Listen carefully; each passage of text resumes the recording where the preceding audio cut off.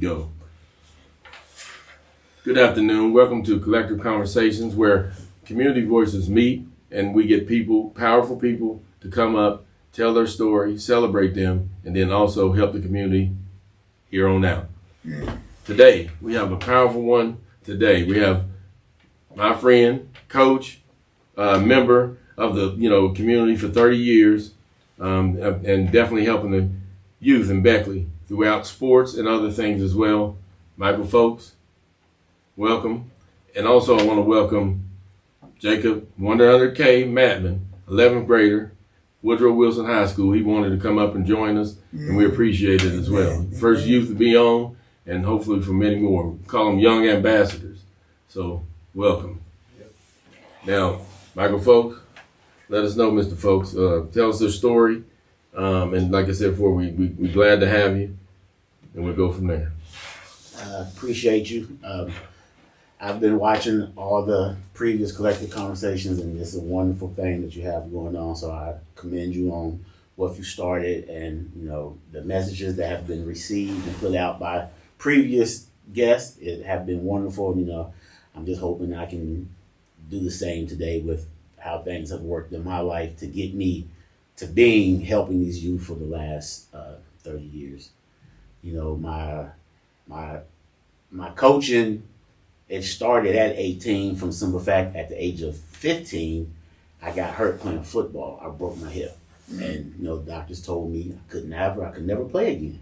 I couldn't do football, I couldn't do basketball, which was two sports when elementary through middle school. I was pretty good at it, I wasn't bad at all. And once that happened, I had to make arrangements. I wanted to still be around sports, but I didn't know how to do it. Luckily for me, Coach Kidd, Ron Kidd, and Dave Barksdale, they asked me, hey, how about being the manager? The water boy. My first instincts was like, I'm an athlete. I want to play. How am I going to? I want to play. And, they told me, well, you can still do stuff in practice. You can still help with the team, make passes, get to shoot a little bit. And, I decided to do it. And I started doing it, and I just eventually just fell in love with doing that. And so I did that throughout high school. And I told Mr. Burton this story yesterday. My senior year, I turned 18 years old. And, I had a rough, my mom, single mom. She had some situations and issues. She don't mind me saying, drugs was involved in the house and different things was going on. So the day of the O.J. Simpson verdict, I was supposed to have been going to watch a football practice at Woodrow. I was helping managing that too. And instead of leaving, I decided to watch the O.J. verdict, which took about 5 hours, if you remember. It took pretty much all day long. So once they said not guilty, I went downstairs in my basement and I walked and I heard noise upstairs, some commotion. And like I say, it wasn't the best situation. I'll just be honest with you. So I decided to go out the bottom door of my house. And I went out the bottom door of the basement of my house and I walked out. The house was being raided by the police. And it was police everywhere. And I'm 18 years old and, I'm just like, oh my goodness, they put me on the ground, handcuffed me, put me in the front of the yard. People in the community rode by, looked at me, and at that, I remember that day I thought, this is not for me. I needed to make a change. And, the next day I went and I moved in with my aunt. Thank you, Aunt Mimpy. Love her to death. Her husband, Andre, accepted me and my sister. We moved in and, Mom ended up getting her life together. Blessed for that. Right. But that day I decided, you know what? If I'm going to be involved in sports, I want to be a coach. So I decided that summer to start doing AAU, and that's where it all began for me. That's when I started.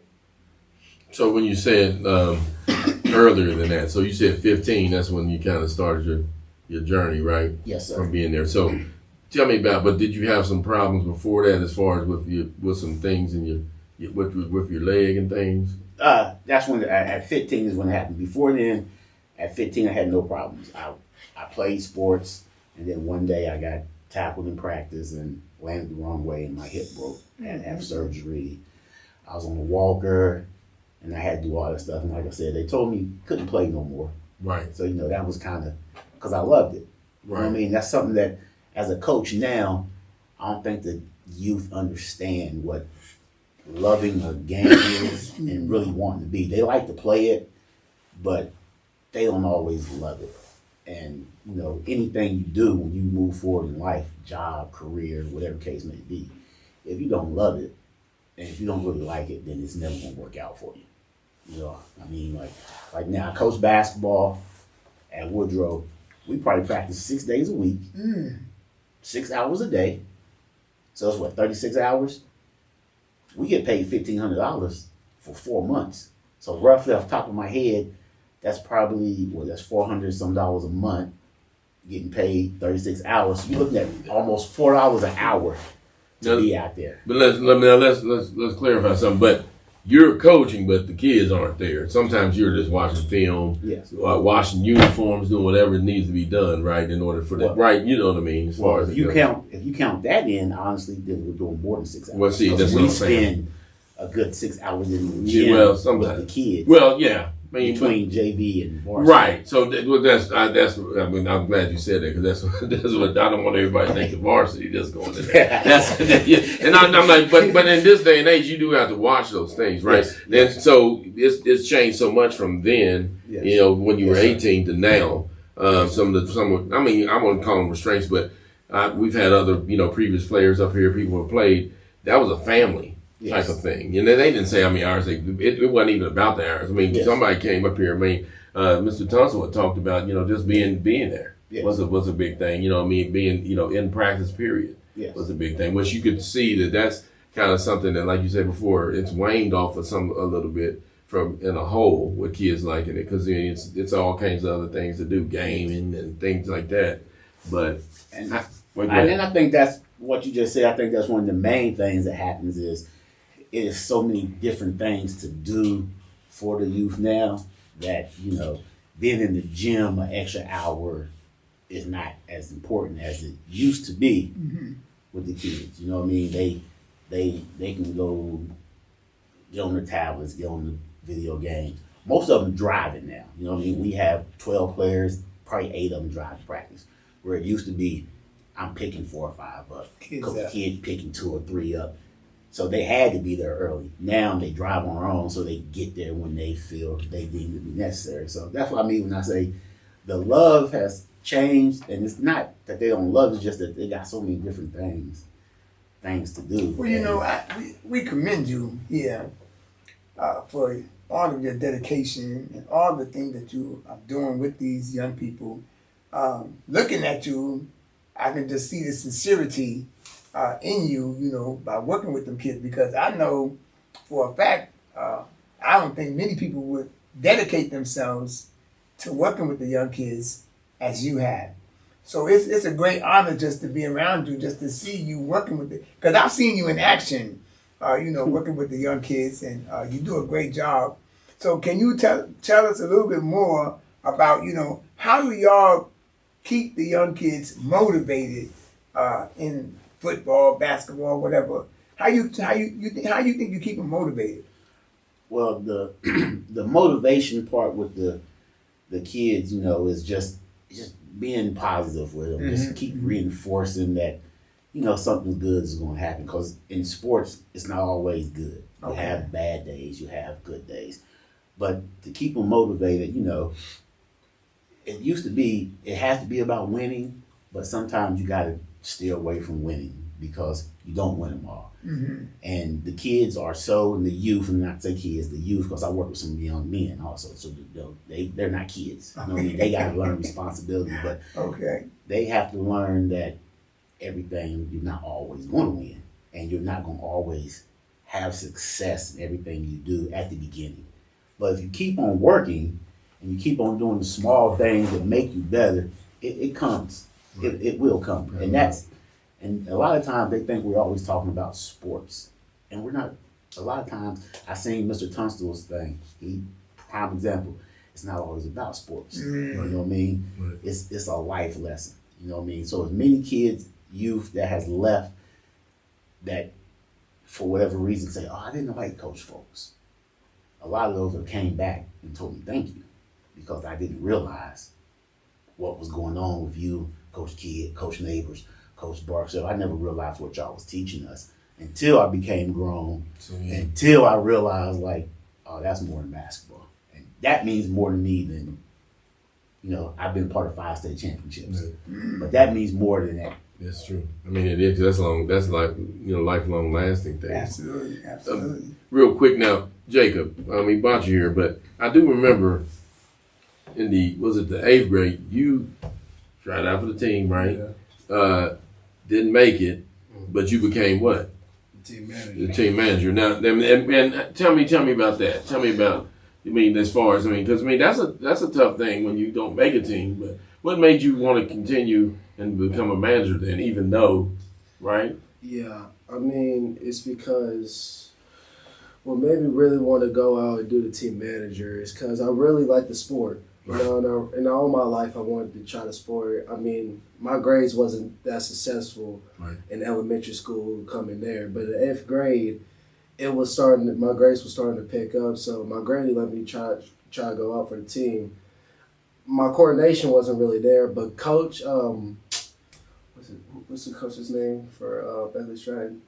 Coach Jones? Coach Jones. Right. Yeah, Coach Jones talked to me, and he talked to my family. He was just like, I see the potential in him. He just didn't put it all up in one, Right. all in one go. Right. So he talked to me. He said, you can be team manager. You can practice with us. You can go on trips with us. You can basically be a part of the team, but you just won't be out there actually on the court playing. Right.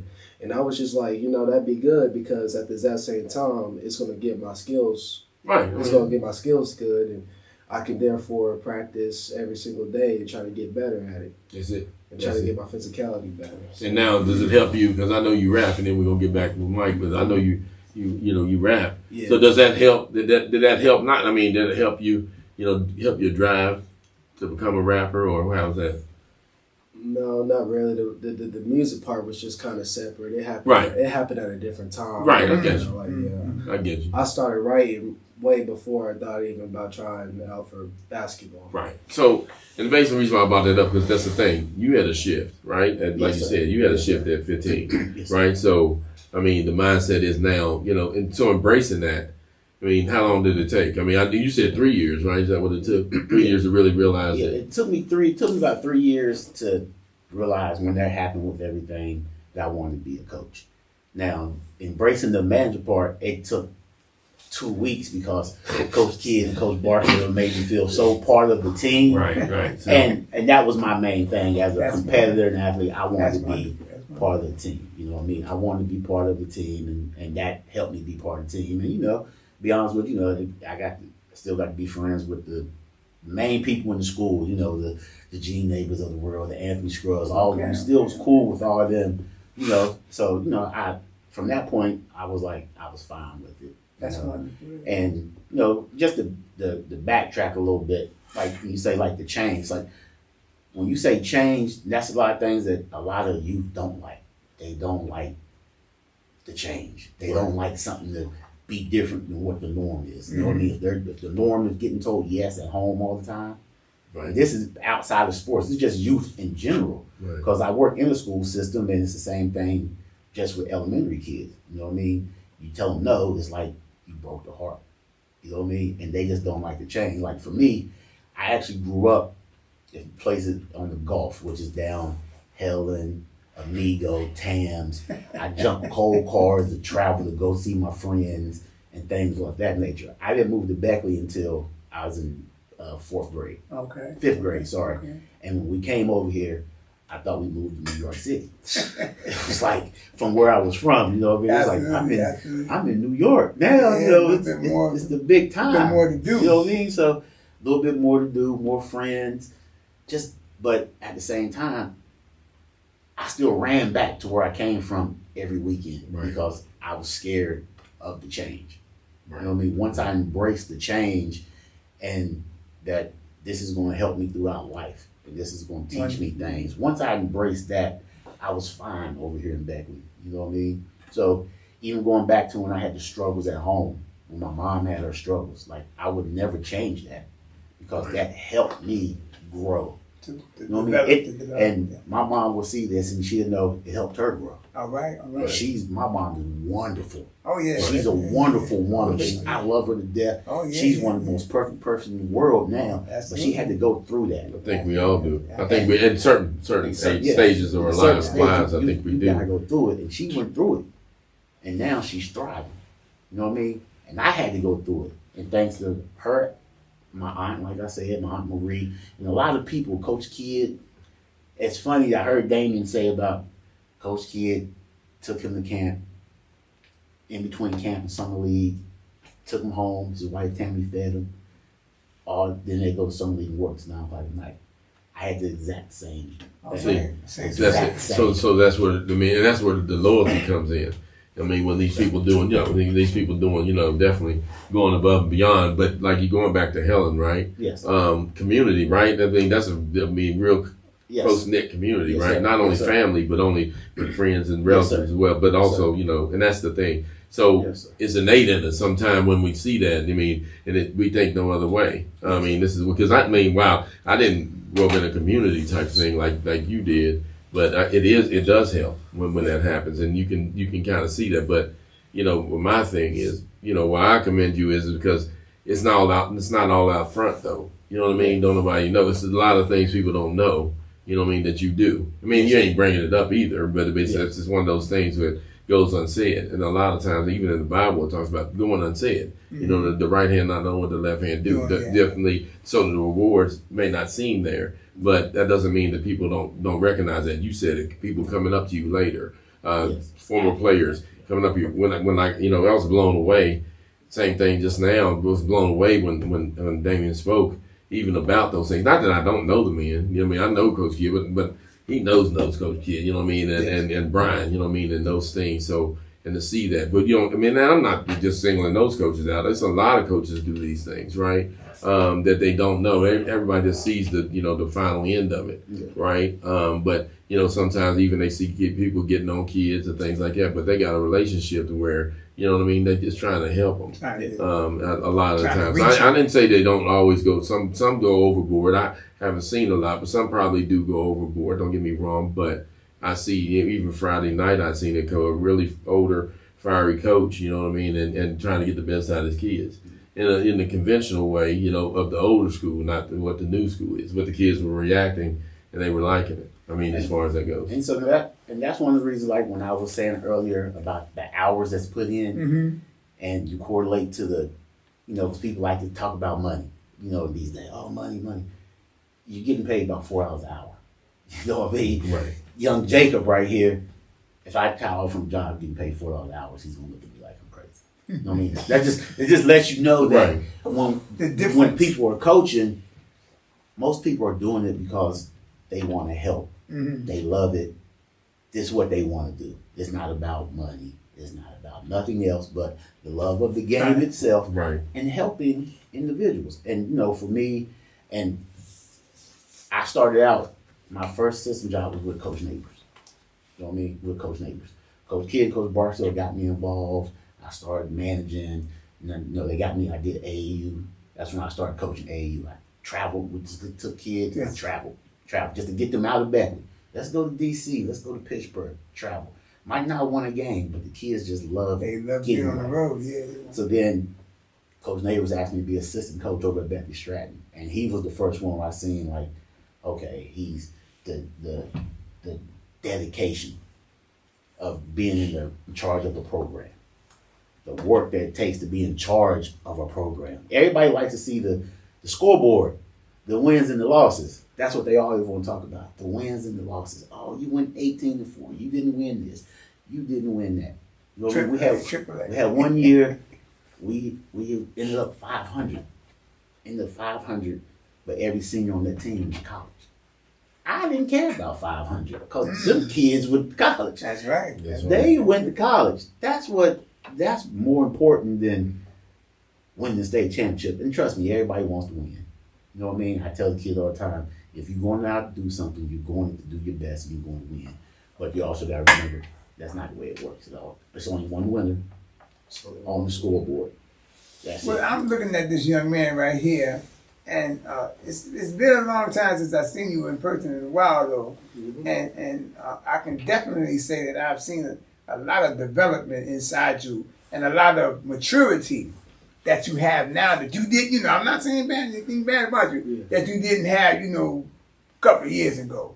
So you have greatly matured, and I'm proud of you. I'm happy for you to see that maturity inside of you. You know, because that's going to make you go even further. You know what I'm saying? Well, you know, not to be a part of the crowd. Well, Not to be a part of the crowd. It's funny because he's a great example. Absolutely. Because, like Don said, he got cut in the 8th grade. Mhm. Okay, he became the manager. He's never played for us at that Mhm. at Woodrow. He's in 11th grade, so we work out Monday through Thursday after school. He's there every day. All right. He's there every Good. day. He's working, Good. and there's no guarantee that he's gonna be on the basketball team. Right. But Right. he's there. He understands that it takes work. Yes. You know what I mean? Yes. It takes work.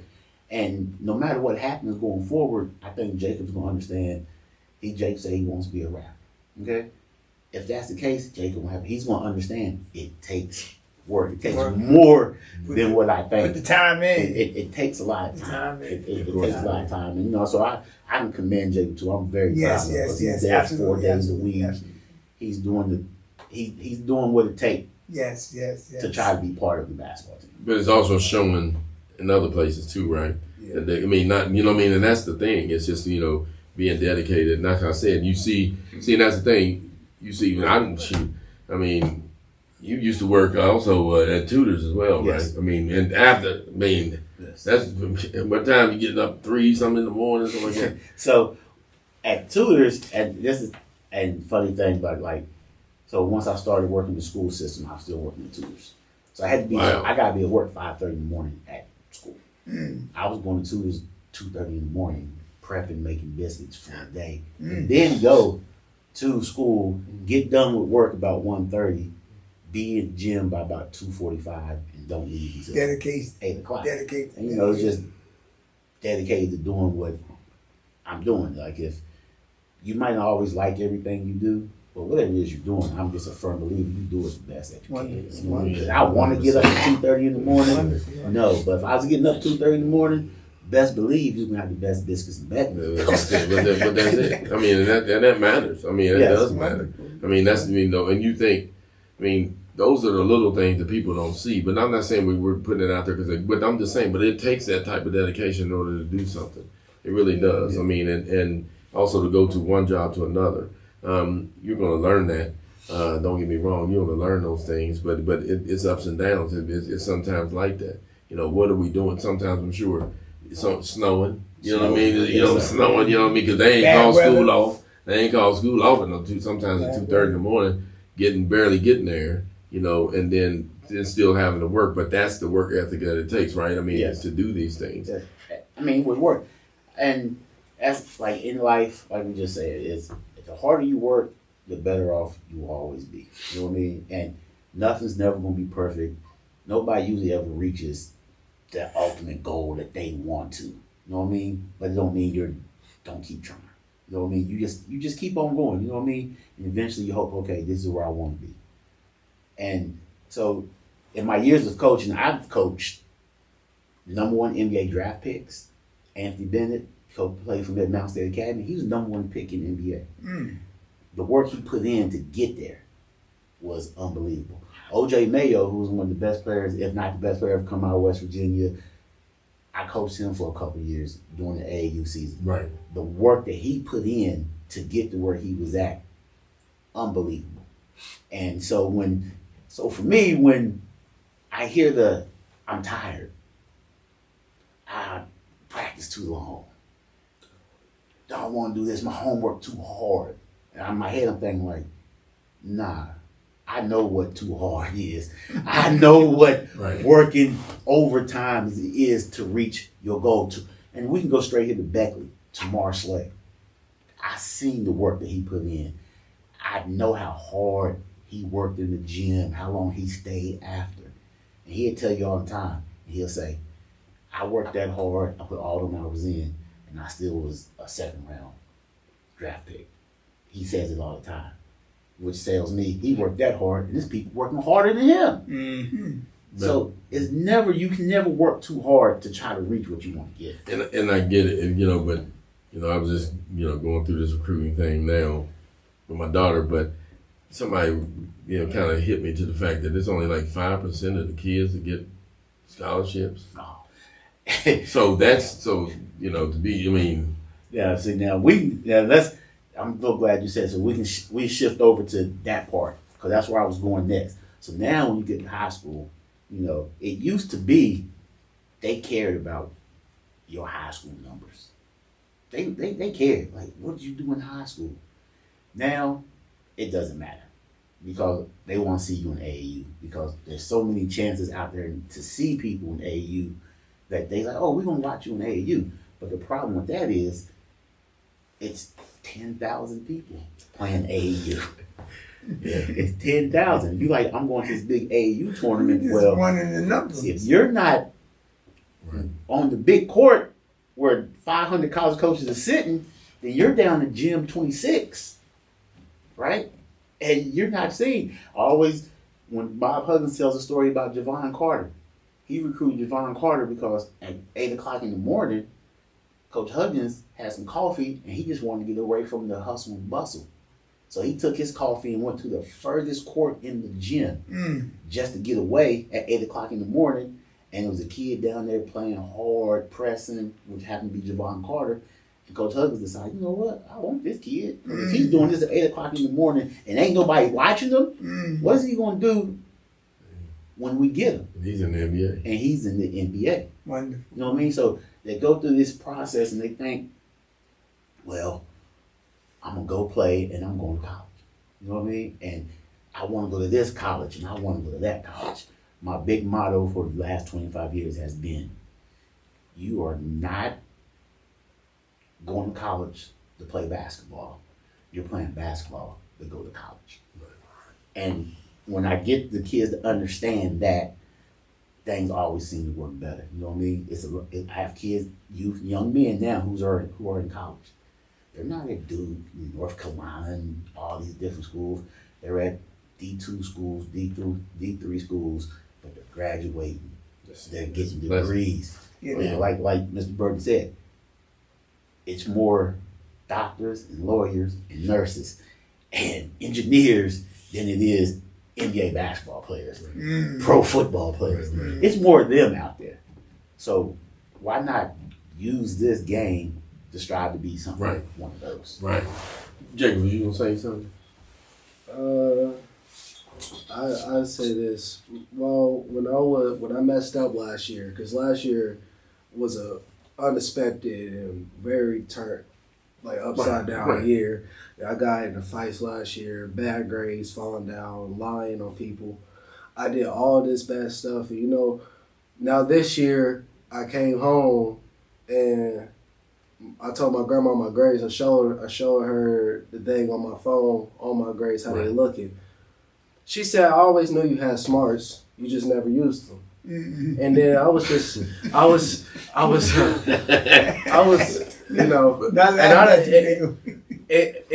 in my head, I just took that and I was just like, that's good. And she said, if you never put in the work and you never use your smarts for something good, you're never going to get anything good out of it. You're right. And one thing, I'll say this and I won't, we won't go to another subject, which is about relationships.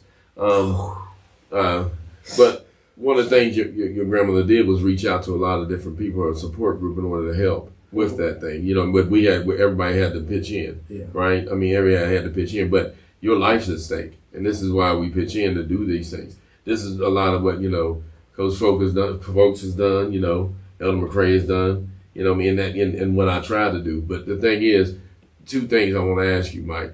One thing about the relationship with the kids now and also the ones in the past, but also the relationship you've garnered through the community with other community leaders. Because that's not an easy thing to do. No. That's not an easy thing to do because sometimes, public opinion for some reason always rules, but that doesn't mean that you go that route because the people now inside of the people. You're talking about Coach Huggins, very, very close to him. Yeah. You are, but there's other people too. I'm not saying to name them, but how do you garner these relationships in order to keep them going, right? without, you know what I mean, like I said before, without definitely not lines being crossed, but definitely understanding, you know, that sometimes you're helping the community too. Well, I will say for Jacob, just to let you know that all the stuff you went through, just know that when you showed your grandmother your grades and they was good and things, that's gonna mean more to her than ever. Things change. Anything you ever done, Yes, any yes. rap bar you ever spit, any ball you ever bounced, she's not gonna care. What you're doing now means more to her than anything. So you have to keep that momentum. You know what I mean? And then, as for relationships, you know, you keep them just by being honest and being genuine. You know what I mean? And you show what you're doing. You know what I mean? And those relationships has helped me get through these 30 years because to do AAU, you know, Right. your daughter does it. Yeah, right. It's not cheap. Right. It's not cheap. And I was able through community members during my AAU days, I just tell the parents, hey, we're going to this city, hotels taken care of. All you gotta do is pay for your food when you get there. And sometimes I even took care of that because certain community members who I've built connection with over the years trust me. And they trusted me and they like, we'll write you a check. We'll take care of that. Because what you're doing it for the kids. You're not getting nothing out of it except for honestly, I got the connections. That's what I got out of all these years was connections and the connection with the kids. Wonderful. That's what I got out of all this. Wonderful. And to this day, you know what I mean? Just this year, I was able to take my son, some friends of his, to a WVU football game through connections with people in the community. That's right. They provided, all I did was drive. I drove them up there and let them enjoy the time. That's good. They had a great time. They had a great time because somebody else, you know what I mean? It's been years where my connections are, I don't say just connection, I won't say mine, just knowing people. You know, regional basketball games, they pay for all student tickets. You know what I mean? Just those are the connections, and you keep those just by being honest, being genuine, and just being yourself. You know what I mean? And by no means am I perfect. By no means is any of us perfect. You know what I mean? Right. I have a lot of flaws. We all gonna have our flaws. But if your positive overflow your negatives, then I think you always be okay. Now, when you was younger, you said around 15. Let's go back 12 or something like that. There, was it difficult? You know, at the age of 12 or 13, showing your mother that you could do better. You know what I'm saying? You know, like this young man here. Was it difficult for you as a young child or a young man to show your parents or your family members that, hey, Michael can do better? They may have seen something in you that may not have been, you know, up to their liking. Is there, you know, can you talk to us a little bit about that? Well, when Don was talking about community earlier, see, that's the thing was, it was so many people in your community, in your little neighborhood, that you end up being good for some of the fact that I could smile in my mom's face and like, hey, Mom, hey, I'm going outside and play.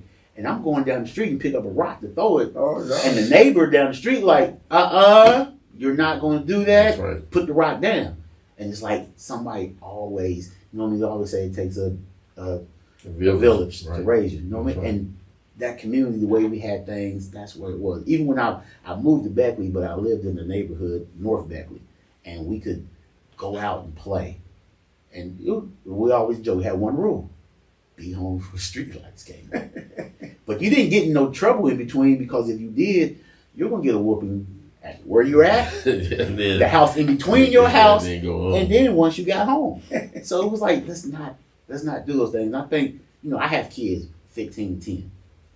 And my son said, Daddy, can I go outside in the front yard?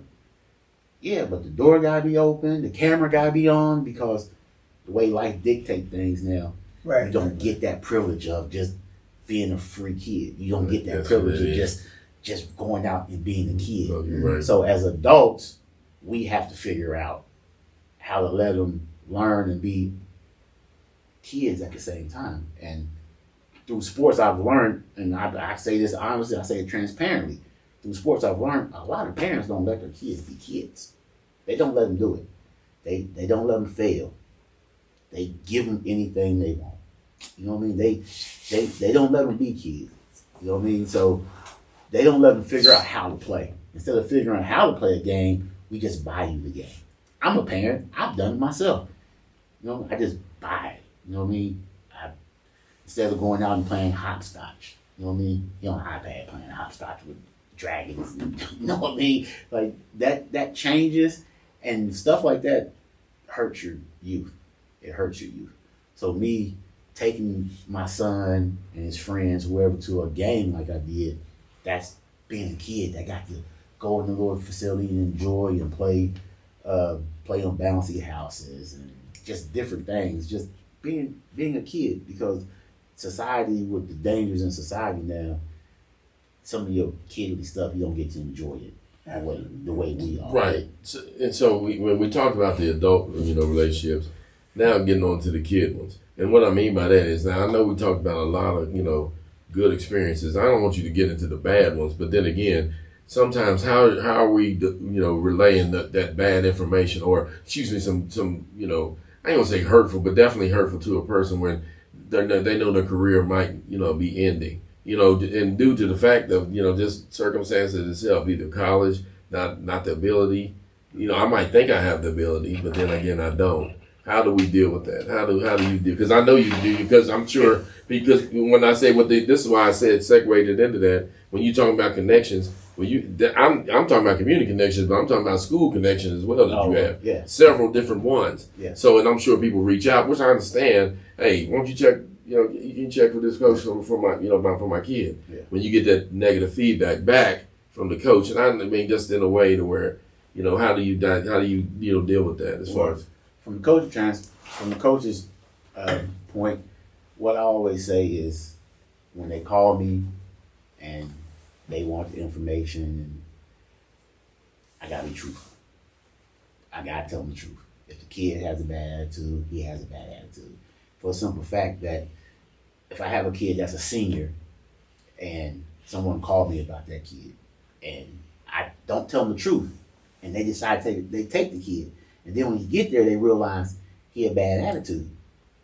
So now this kid in the 11th grade, they don't trust Michael Fowlkes no more, because he just sent me this kid. So for the most part, I'm just honest with the coaches, and then at the same time, I try to be honest with the kids and just tell them, hey, this is what the coach said. You know what I mean? You can either take it or you can take it negatively, but this is what the coach said, and this is what you need to work on. So are you going to do this, or are you not going to do this?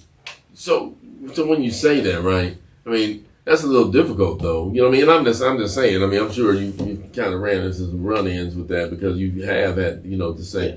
I mean, because I'm not trying to be funny. Well, I'm a little different, but if you say it, you say it, because I mean, 9 times out of 10 is probably true. Now, yes. if it wasn't, or maybe misconception about a certain kid or whatever, then how do we handle that? Because I mean, I'm sure you're making a split-second decision on, you know what I mean, really. Yeah. I mean, I ain't gonna say the kid's career or nothing like that, because I mean, it should speak for itself. They can look at the tape, different things like that, but talk to the kid when they can. But how do we, how does that happen when, I kind of made a call to you, and I heard that it was a little negative said, not like gossipy stuff, but just like stuff that, because I don't want to hear. Some parents don't want to hear you tell that Jacob's, not saying that he's not up to par with his schooling, or he's on. It's not. That's your fault. That's not Jacob's fault. Type of thing. Yeah. You know what I mean? That's what the day and age we're in now. It's like, no, it can't be Jacob. It's got to be you. It can't be me. It's got to be you. And that's right. And that's really, like I said earlier, that's one of the biggest problems, is that they don't want to hear it, no matter how truthful I am. So instead of, I try not to do assumptions. Right. I try not to, I just tell them exactly. If the coach said this about you, this is what the coach said. You know what I mean? And I can tell them, well, do I believe that? No, but there's something about that you've done that he believes. So then I try to point out, okay, maybe when you've done this, this is why this happened. When you've done this, why this happened. And for sports and life in general, body language tells you so much. I mean, if you have bad body language, then it's hard. If you go to a job interview and you slouch down in your seat, that seems like I'm not interested in this job. I'm just here. You know what I mean? Yeah. So something just as simple as body language makes a difference. But then for the parents, I have an individual conversation with them and just say, hey, you have to be accountable for your son or your daughter, whoever it may be. You have to be accountable for them because I'm not. Yes, I'm with them 5-6 hours a day, but you're with them your whole life. You're with them. I can't tell you how to parent your kid. You know what I mean? I'm not going to tell you how to parent your kid. I'm not going to tell you how to parent your kid. But something is wrong. And as being in a community like Beckley where pretty much, I'm at the point after 30 years, I'm coaching friends' kids, friends' grandkids. Right. So, I'm at the point where I just think I can just tell you the truth. You might not like it, you might, but I just say, hey, your son is doing this. Does not know he might be doing this. No, he's doing this. If you want to listen to me and fix it, fine. If you don't want to listen to me and fix it, there's nothing I can do about that. But I did my due diligence by telling you this is what's going on. And college wise, when I tell them about the colleges, I always try to mention it's one out there for you. You know what I mean? Just because this one person says this, That's right. That's doesn't good. mean that the next person says Don't it. say the But I'm same gonna tell you what this person said. Yes, try You know to what I mean? lead you in the right direction. I mean, one person might say this, but the next person don't. You know what I mean? Problem is, it's not a problem. I have to put in the work, but the parents also, you got to put in the work to find that person that believes in your kid. You know what I mean? Once you find that person, you know what I mean? I got kids at Willing University, some at Concord, it's some in Ohio. They're just at different schools. They found the fit that fits them. And ain't none of them going overseas to play basketball. Ain't none of them going to the NBA to play basketball. But I guarantee you, every last one of them are going to graduate with a degree from college. And to do that, and they're not paying for it. So that means they found the place that took the burden off your parents. And I tell kids that all the time too. Your mom and your dad have sacrificed a whole lot for you throughout their life. Yes, they spoiled you. They bought you everything you wanted to do. So how are you going to repay them? Go get that scholarship from the little small school in Indiana. If that's where it is, to get that for free for your mom and dad, don't be selfish and say, well, I want to be closer to home. But this school only going to give you a partial scholarship. But you want to go there because you want to be closer to home. Not because it's a better program, not because it's a better school.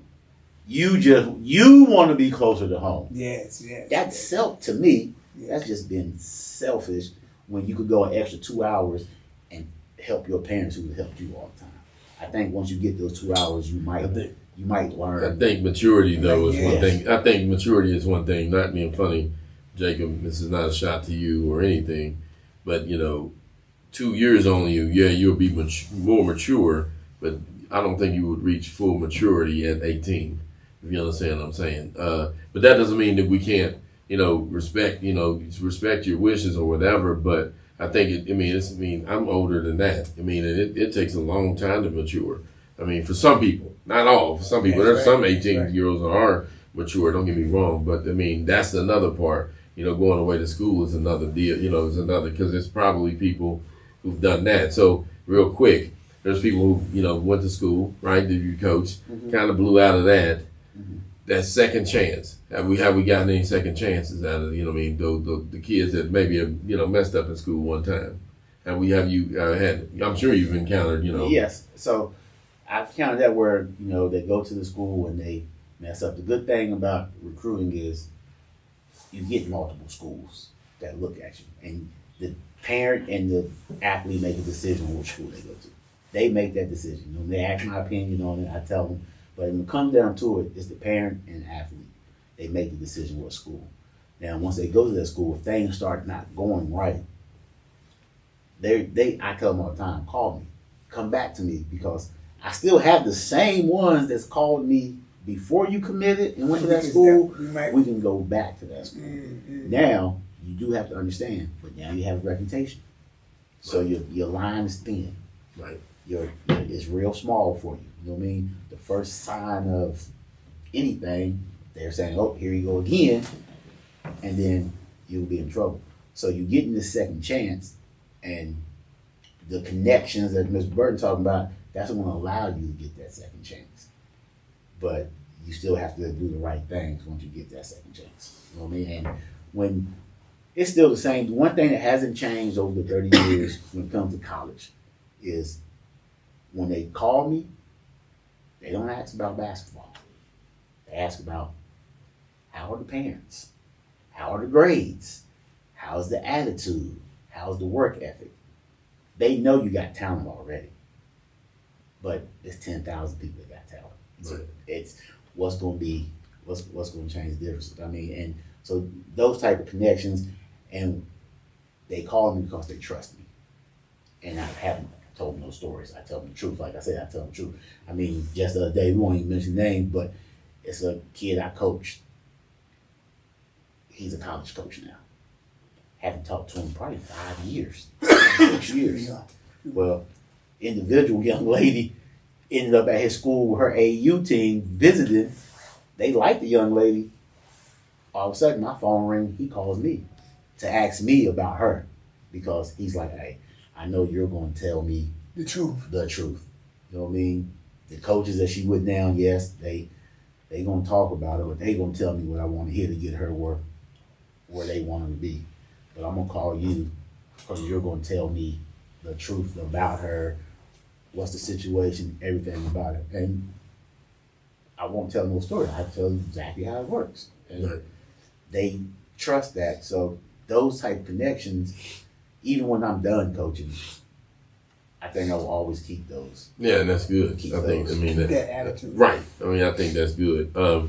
Touched on it a little bit. You know, childhood things and stuff like that, overcoming things. Right. Yes. Redemption. I mean, basically, it's one of the things we talked about as well. But you did talk about as well because I think that's the thing. You know, when we say, you know, it doesn't have to be your end. Just a bad beginning or beginnings with community, right? I mean, Yes, and with people like you, Coach Neighbors, Coach Kidd, one of the things I will say, when I first saw, I knew you had coached basketball, but then one day I officiate, so we had a football game, and and I knew on the basketball side, but I knew Ronnie Olson, Coach Ronnie Olson, he coached too, but it was you, him, and Coach Hunt, I believe. Coach Hunt. Was it Beckley Stratton? That's right. We all coached from Beckley, and it, I mean, I don't know, it shocked me because I'm thinking, same passion all y'all had, but now it's on the football end. Yeah. You know what I mean? So tell me a little bit about your football journey as far as you coaching there, because I know we talked a lot about basketball, but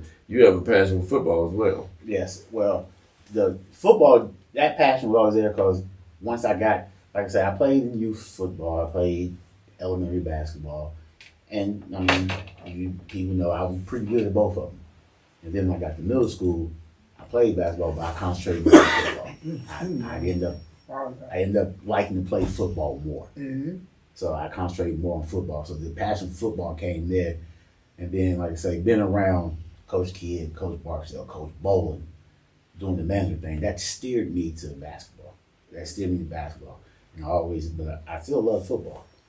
And once Coach Neighbors gave me the opportunity at Becky Stratton, that's where it was at, the coach basketball, football coach seen me and was like, and the funny thing, his exact words to me when he asked me about coaching football, he was like, hey, Mr. Fowlkes, I got a position coming open for football. Would you like to be part of the staff to coach football? And I said, I've never coached football before.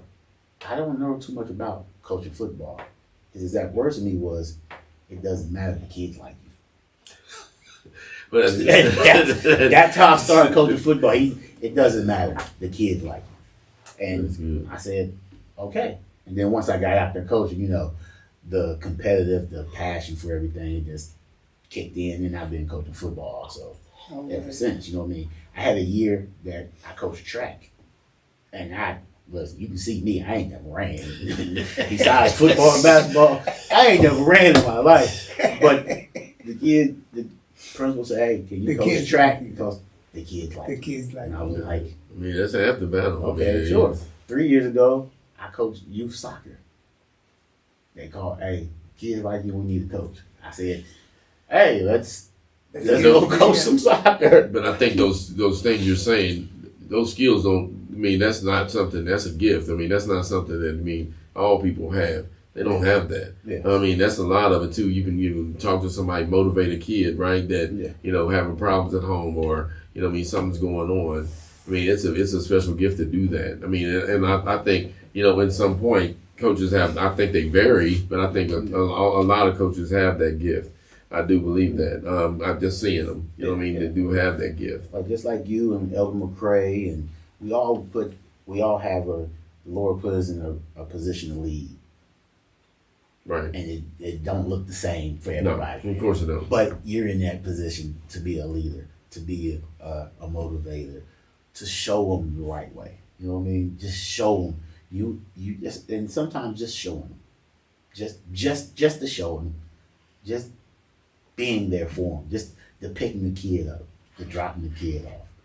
You know what I mean? And I give credit, like my wife, every year, no matter what in the youth sports, the younger, we don't do high school, but every year she decides she wants to make bags and give them gifts and things of that nature. That's great. She does it every single year, That's wonderful. and the kids love it, and they love it. You know what I mean? And simple fact that somebody done that for them, because everybody don't have the same thing. Yeah, and I got to shout out your wife, because I'm telling you, she has that inside of her too. That community, that people skills as well.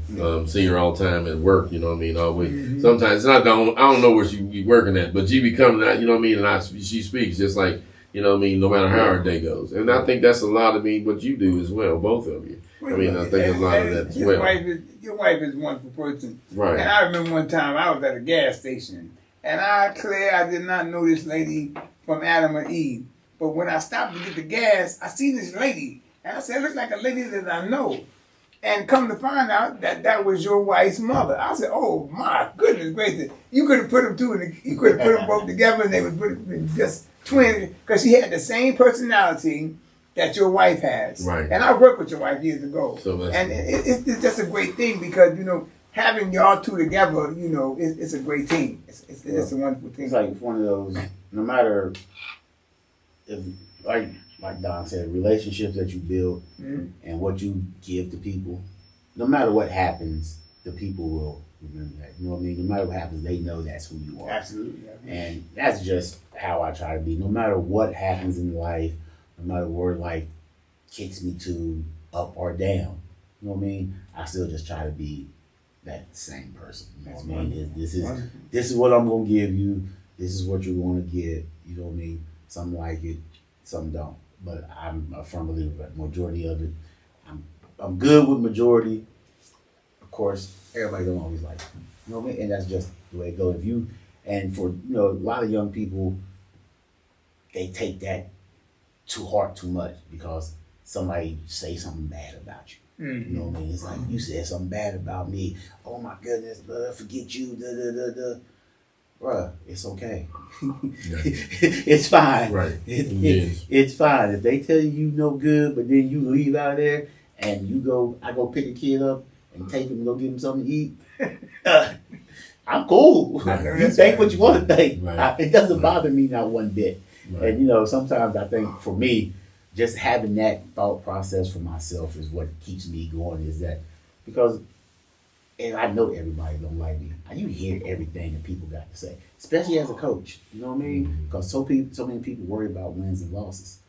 That's all they care about. But I'm like Mr. Burton say, as long as I'm behind the scenes doing what I got to do and nobody knows nothing about it, I'm content and happy with that. And that's it. And I'm fine with that. And that's why, while we wrap up, I think, we appreciate you coming. Like I said before, look forward to working with you even more. Jacob, same thing. We appreciate you being on. Hope you come on again. Hopefully we'll have some people, some peers of yours that'll come on. That'll probably ease you up a little bit, but it was good to have you up here. We have a couple things going on. We're out this week. We have actually 3 more speakers this week coming on. Sheree Carson will be coming on Wednesday. the 29th, and also we'll have the Moore twins coming on. Actually, brother and sister will be coming on actually on Thursday on Collective Conversations. So I mean, we look forward to talking to each and every one of them. Younger people, really being definitely influential, and definitely something that we need here in this community. The Summer Collective will be doing, I think, 3 trunk or treats this week. Wow. We'll be doing 2 on the same day. One at NECO up on Dye Drive on that's Tuesday, and also we'll be at Walmart as well with Christina Price invited us to that day. She was up here, so we'll support her and do those as Not well. Sam's Club, right? No, not Sam's Club. We did one yesterday. I mean, and like I said, that's another thing. I want to thank the Miracle Children's Miracle Network for Mrs. Lilly. I want to thank her for inviting us up there to their Fall Fest event. I mean, that was a great thing, and I was glad we got to really got to join them during that time. There's one more at Next Step, and that's on Wednesday. That's Shannon Ross and Isaiah Valentine come down. Like I said, for Halloween, I always say this is really not my thing, but then again, the way we do trunk or treat, I mean, it's kind of a little different. I mean, it's kind of a little different. We just have fun. Jacob was with us. He wasn't. He's gonna be ready next time, though. He's gonna be ready next time to mix it up a little more. We got more things coming. So I really want to thank everybody, here. I want to thank everybody here for, participating on a moment's notice at times, but it's just getting people's, schedule kind of, put in there is a little bit different, but Absolutely. we always have to have, time, definitely to help the community. And I think, the community leaders as well, that are out there. We're trying to get more, community leaders come up, tell their story, celebrate them, but also, educate the community in the same way. So I want to thank you all for attending. Like I said before, thank you all, and thank you all for watching. Lord's will, we'll do it again next week. Amen.